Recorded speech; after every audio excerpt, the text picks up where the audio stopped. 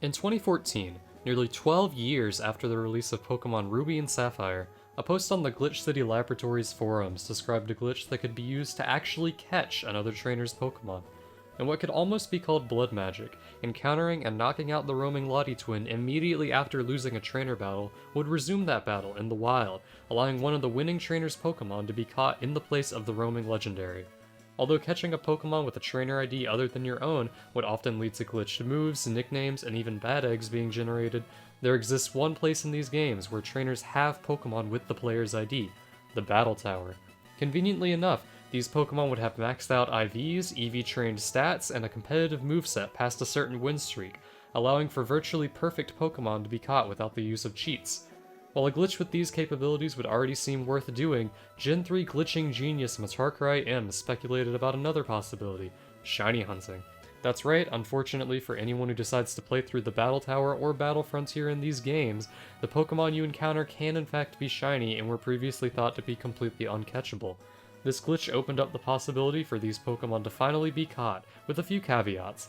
Pokémon in the first slot of a trainer's party are completely uncatchable and don't even show up in the glitched Lottie fight. Second of all, there's no retreat button in Ruby and Sapphire, so a shiny hunter would have to purposefully lose to their shiny without knocking it out. Oh yeah, and you'll come across a lot of Pokémon with Explosion. The risk of losing the shiny, plus the time-consuming setup and encounter rate left this potential shiny hunting method untouched. Until August of last year, when I was the first person to pull off what I call the Team Rocket method. In this video, I will teach you all how to set up and perform what I consider to be the most fun shiny hunting method of all time. Now, before I get into the setup, I should mention that I've posted 4 save files in the description. If you want to immediately get started hunting and don't mind doing so on an exported save, you can download one below. You have the choice of either starting fresh from a win streak of 0, or loading a save state that's already at 50 in case you just want to hunt for the targets with perfect stats. If you'll be taking the R4 card route, go ahead and skip to the timestamp on screen. If you'll be doing this legitimately in your own save, then I will now get into the setup.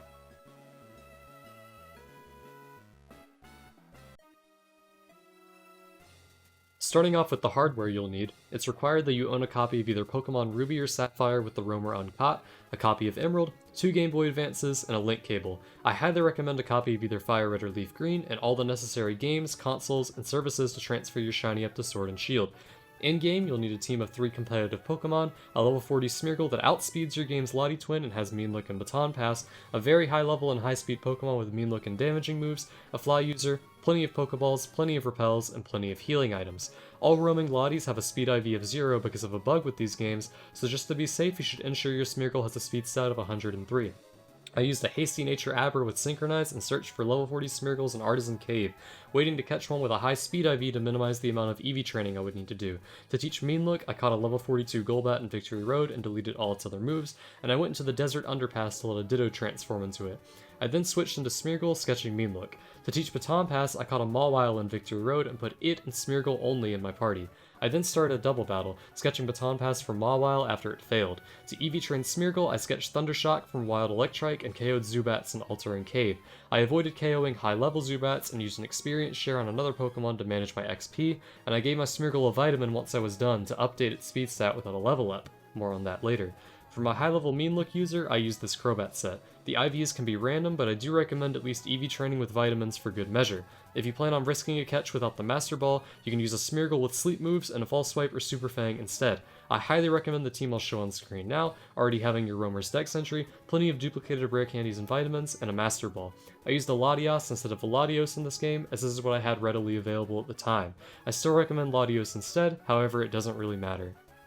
Now, getting into why I chose what I did. A core of Metagross and Latios can easily take care of most Pokemon you'll come across. The Poliwrath is there as a counter to Explosion and Self-Destruct users. Because the moves the Battle Tower AI uses in these games are completely random, the PP of these moves will slowly be worn down against a Damp user. Poliwrath was the bulkiest option and could learn Bulk Up to spam in the face of these potential exploding shinies if necessary.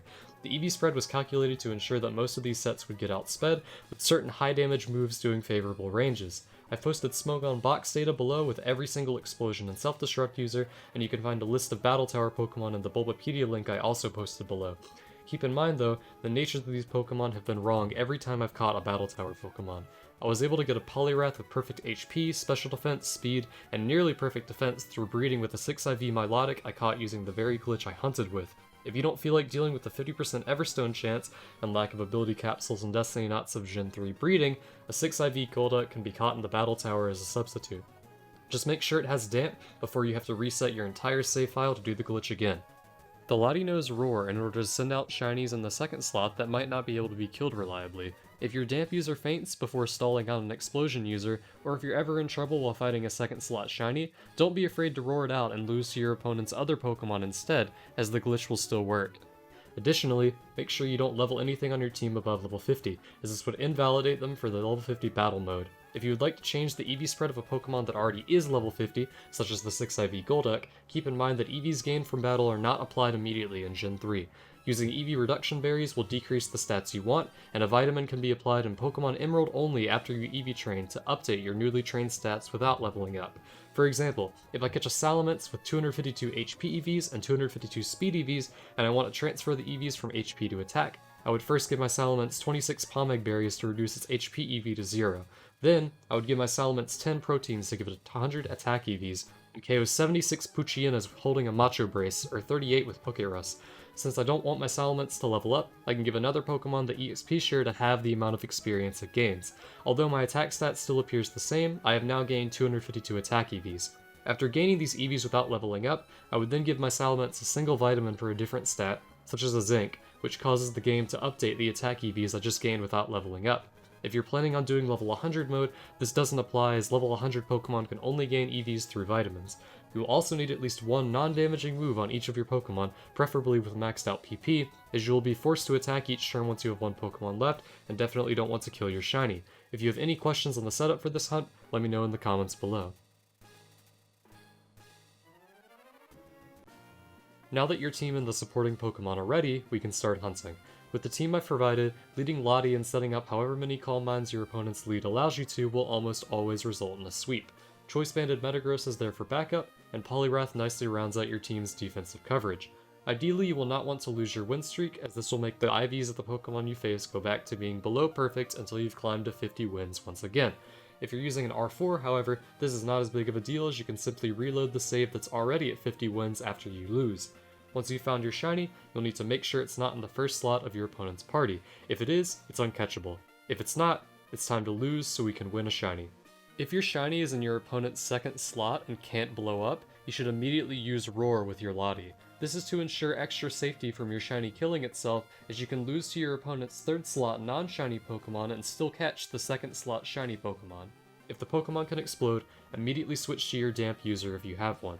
Otherwise, you should start switching over and over while letting the shiny wreck your entire team. Based on the moves your opponent uses, you can check the exact set of your opponent on Bulbapedia. I suggest switching between your two hardest to kill Pokemon over and over to ensure that you'll get swept before the shiny starts struggling. If the shiny does no self-destruct or explosion, you should spam your setup move with your damp user and rest whenever necessary until you have counted 5 explosions or self-destructs. Once the PP of these moves runs out, start switching. Unless your exploding shiny is in the second slot, in which case you should roar it out with your Lottie first. If your damp user dies before the shiny is out of PP for its exploding move, and this shiny is also in the second slot, you should immediately switch in Lottie and use Roar as a last-ditch effort to save it. However, since Roar has negative priority, your opponent will unfortunately always have a 1 in 4 chance of exploding this turn if it still has PP left. After losing to your shiny, you will need to immediately encounter the roaming Lottie without saving your game and reloading or getting into any other battle. Be careful and follow these instructions exactly. Once your battle tower run ends, walk out of the tower and fly to Slateport City. Double check that you have plenty of repels and healing items while you're here. Next, make sure your game is in set mode. You will lose the shiny if you say no to switching while in switch mode. Walk up to Route 110 and spray a repel after putting your level 40 Smeargle in the front of your party. If you have a Pokédex entry of your game's roamer, check the route it's on. If it's not on your route, enter the cycling road building and walk back out, checking again. Repeat this process until it is on your route, then check to make sure that you have a repel active and that your Smeargle is still in the front of your party. If both of these are true, walk in the grass and start the battle. If you do not have a Pokédex entry of your game's roamer, make sure that you have a repel active and that your Smeargle is in the front of your party, and take about 20 steps in the grass. If you do not encounter your roamer, enter the cycling road building and walk back out, repeating the process. Make sure you reapply repels whenever necessary, as this is not automatic in these games. No matter whether you have the dex entry or not, the roamer will eventually appear on your route. Once it does, encounter it and use Mean Look with your Smeargle. Then use Baton Pass and switch to your high level Mean Look user. Then, knock out the Lottie. If you have performed this glitch correctly, the battle you just lost should continue. If the Pokemon that you lost to was the shiny, you should encounter it immediately. If you lost to your opponent's non-shiny 3rd slot Pokemon, it will be sent out first. If a non-shiny is sent out, or you're planning on not Master Balling the shiny, use Mean Look again. These Pokemon have the same programming as the roamer and will run away if given the chance. If the non-shiny was sent out, knock it out after using Mean Look. The shiny should be sent out next. If you're going to attempt a risky catch in another ball type, use Mean Look again. I really don't recommend this, as there is no downside to using a Master Ball besides looks. Contrary to what was theorized about the ball legality check, if you get a shiny starter like I did and Master Ball it, you will still be able to transfer it to any Pokemon game and it will be recognized as legitimate. Personally, I duplicated my shiny once and set a copy to Sword and Shield, while keeping one in Gen 3 to use in the Battle Frontier. Either way, congrats on successfully pulling off the Team Rocket method. If you have any questions about the hunt, feel free to ask in the comments below, and thanks for sticking around. As for the future of this channel, I have huge plans to get further involved in the shiny hunting community. These glitch type hunts interest me a lot, and I plan on doing a battle pyramid hunt soon. Also, I plan on making a video on how to shiny hunt in the battle pike, because apparently that's something you can do. If you enjoyed this guide and are as interested as I am in shiny hunting and absolutely breaking Generation 3 games, be sure to subscribe here and follow on Twitch, where I would likely broadcast my hunts. I've also credited everyone who discovered and tested the glitch, and those whose footage I used in the description below. Thanks again for sticking around to the end, and good luck on all of your hunts!